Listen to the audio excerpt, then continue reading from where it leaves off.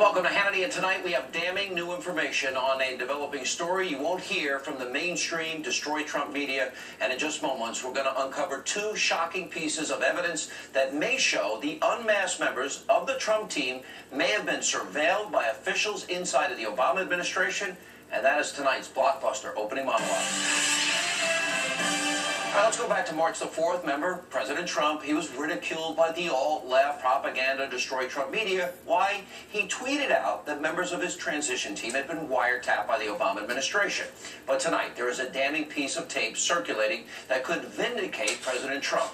Now, this clip we're going to show you is from March 2nd. It's from an MSNBC interview with Dr. Evelyn Farkas. Now, she served in the Obama administration from 2012 through 2015 as the Deputy Assistant Secretary of Defense for Russia, Ukraine, and Eurasia. Now, this clip from the interview earlier this month, it could prove the Obama administration was very much involved in the surveillance of Trump transition team members. Wow, watch this.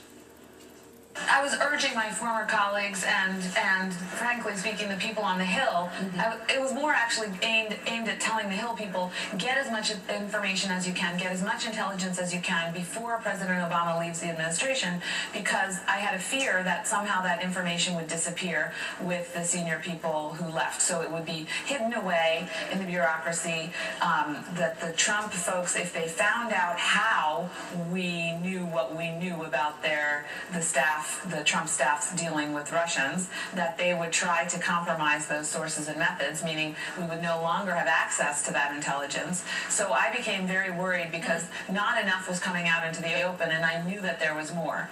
We have very good intelligence on Russia. So then I had talked to some of my former colleagues, and I knew that they were trying to also help get information to the Hill. All right, this is very, very important. Let's break down what Evelyn Farkas is actually saying here. And while I'm doing this, by the way, I want you to remember very crucial words, 4 words: surveillance, unmasking, intelligence leaking. Now, first, pay close attention. She's admitting here surveillance of Trump and his associates and transition team took place. Listen to this.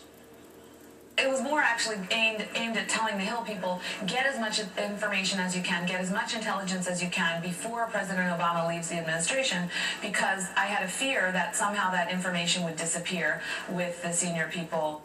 All right, now what is the information she's actually talking about? Now, obviously, Farkas is referring to surveilled information on the Trump transition team. Listen next, as she admits that there was unmasking, in other words, revealing the identities of those Trump team members.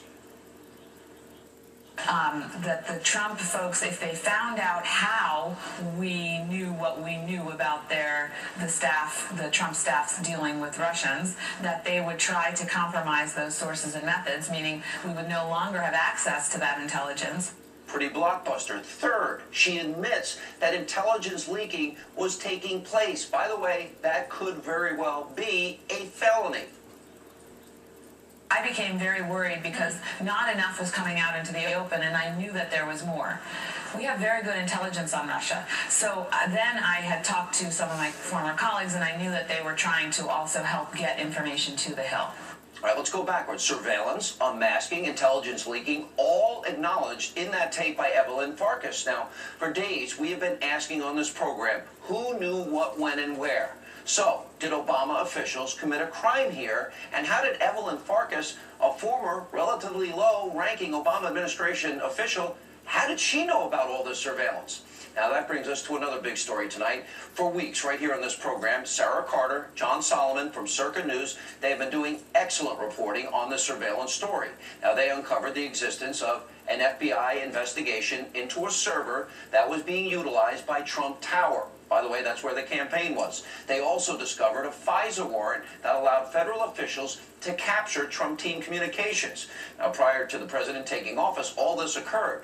Now they have another bombshell report, and it shows high-ranking officials with direct access to President Obama may have had access to unmasked federal surveillance of the Trump transition and their team members, and may have briefed President Obama himself about the information they were collecting on then President-elect Trump. Now, my prediction is that as each day goes by, more and more information will be becoming available, and soon we're going to have the answer to these very important questions. Joining us now with their explosive report from Circa News, Sarah Carter, John Solomon. Thank you, John, especially for making a rare appearance. Sarah's been doing all the heavy lifting on the show. She has indeed. This is very important. Now, how is it that Evelyn Farkas, Sarah, who left the administration, is talking specifically about surveillance? It seems like she's admitting the surveillance that you've been reporting on and John's been reporting on, that took place of Trump transition team members. She's admitting that they unmasked them because they're Trump transition team members. And it seems like she's talking about, well, we got to get it to our friends that they're A, politicizing intelligence, and B, talking about leaking intelligence. What are your thoughts?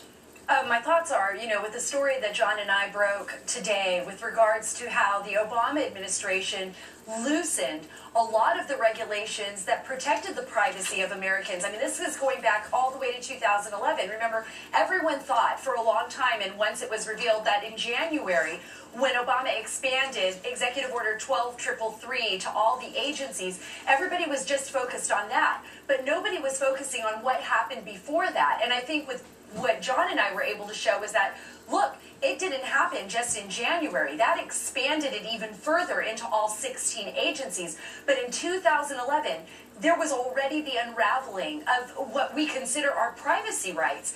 And then again in 2015, it happened again. So they were already set up to look at these unredacted, unmasked transcripts between Americans and foreign officials, or foreigner to foreigner, that we're talking about Americans. All right, and I think that's a huge revelation. Because I think this is important. John, I'll throw this to you because Evelyn also served as an advisor to Hillary Clinton in the 2016 presidential campaign. According to one report, was up for a position if she had won. So she's out in 2015.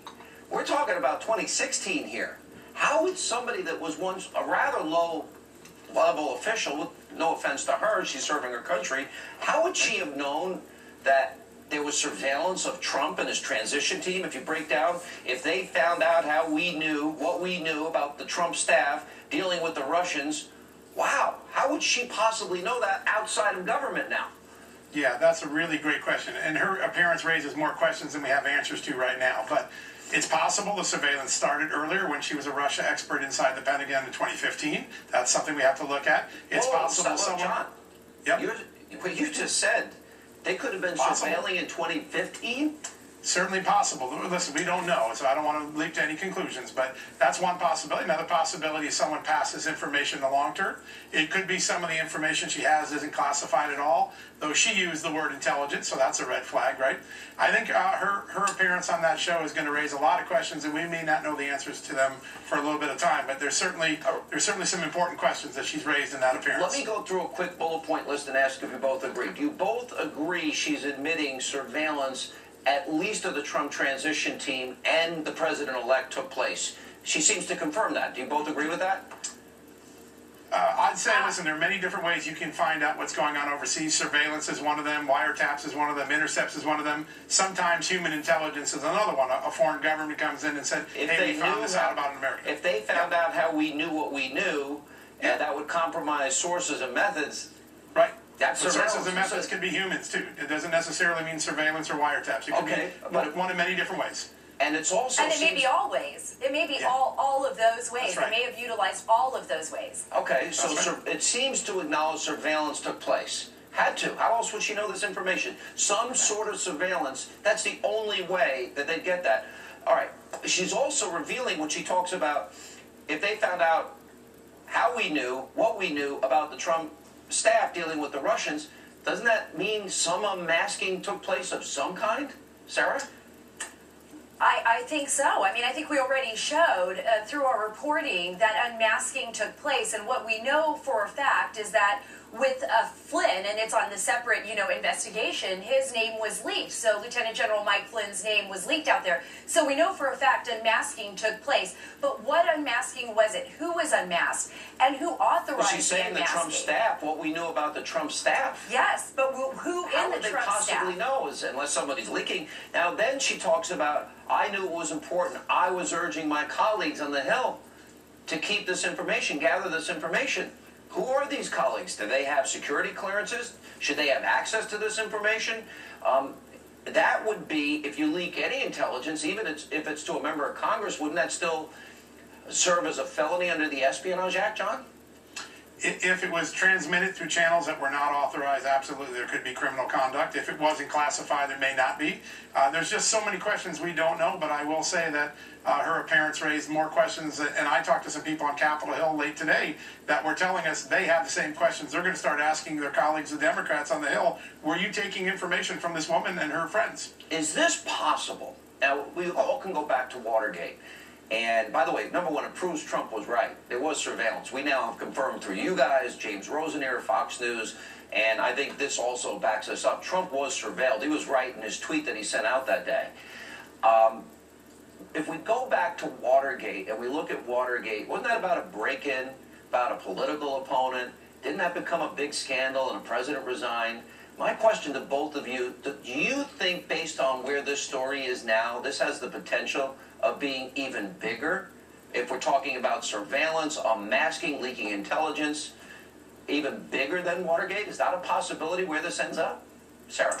Yes, I do. I think so. I think it's something that needs to be investigated, and I think we need to look at what civil liberties here have been violated and how far this expansion, these regulations have been loosened to allow people. I mean, even in our story today, we talked about top Obama aides viewing unmasked intercepts on a routine basis. What were they viewing? Why were they viewing it? Why did they need to view these? Some may be legitimate, but if we find out that they were just viewing conversations between, even then, President Trump and other foreign officials and members of his That's illegal team. if you don't have a warrant for President Trump, even if it was picked up incidentally. John, how big does this story potentially get? You know, a couple weeks ago when Democrats were throwing Watergate around, I said the same thing on your show, which is, listen, Watergate had a lot of crimes in it. We're a long way from proving crimes yet, but I do think that there's Well, wait a really... minute, don't you think a crime committed with releasing the intelligence information on General Clinton, isn't that a felony? We have a leak investigation, but Watergate was much larger than leaks, as you know. In fact, the one leak that made Watergate, a lot of people herald as a great moment. We're just a long way from there yet. But listen, there are important issues that need to be answered here. And the story that we broke today, if you're a Republican, a Democrat, an independent, you should be really concerned how easy it is today that large numbers of members of the government, for a very low threshold, can ask the NSA, hey, if you intercepted John Solomon or Sean Hannity, could you unmask his name? Because we're trying to understand this intelligence. It used to be that was a very rare moment. When you look at the rules that Obama changed in 2011 and through 2017, it is very easy now for the intelligence community to get American's name and see what they were intercepting. We got to take a break. We'll have more with Sarah and John on this blockbuster breaking story, new information we have tonight. We'll also get legal reaction from Jay Sekulow and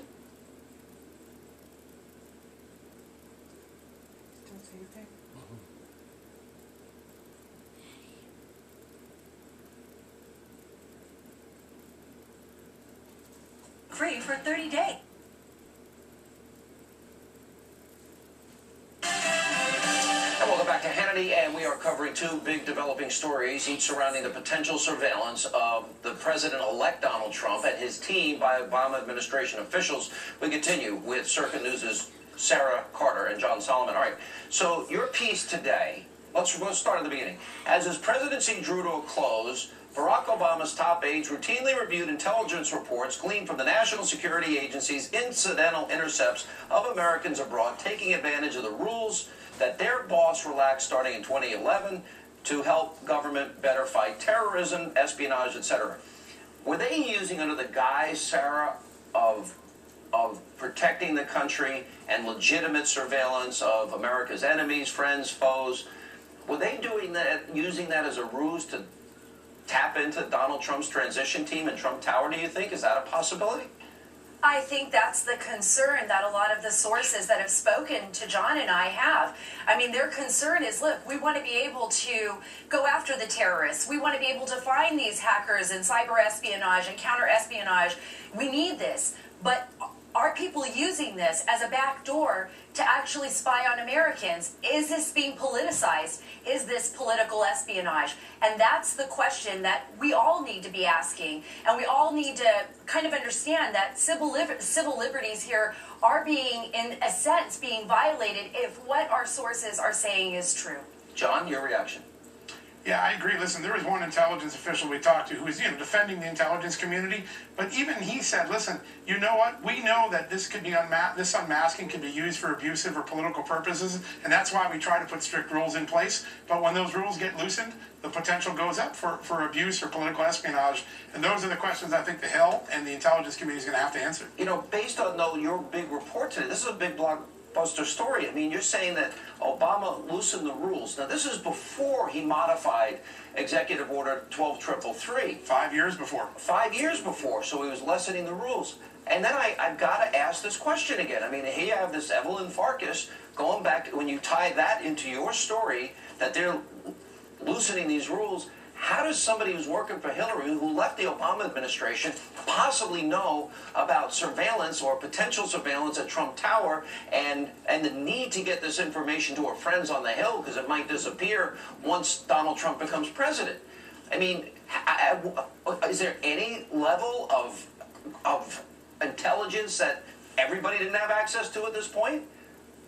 Sarah? Yeah, well, I think the FBI will probably have a lot of questions for her.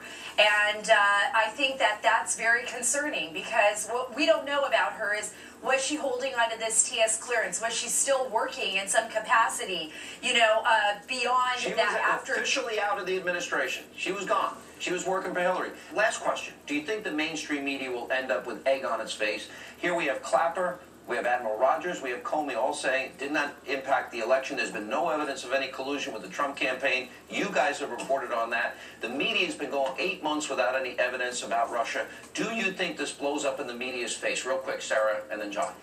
Well, I think they're definitely going to have to follow down the path of the truth, and eventually they're going to have to get on board with that, and that depends on whether they choose to keep running down a certain rabbit hole or somebody comes out and reveals in Congress or something else and brings closure to this from our stories. John?